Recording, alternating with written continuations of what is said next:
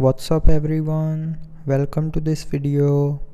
In this video I will show you how to enable or disable allow add measurement in Galaxy S25 Ultra.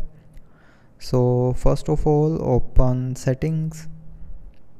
Now in settings, scroll down and here click on security and privacy. Now in security and privacy, scroll down and click on more privacy settings and then click on ads.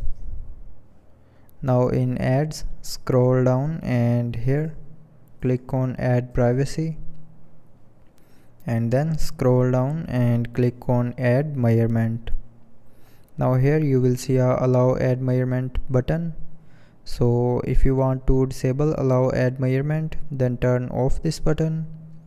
And if you want to enable allow add measurement, then tap on this button again to turn it back on. So with this button you can enable or disable allow add measurement in Galaxy S25 Ultra. So I hope you liked the video. Thanks for watching.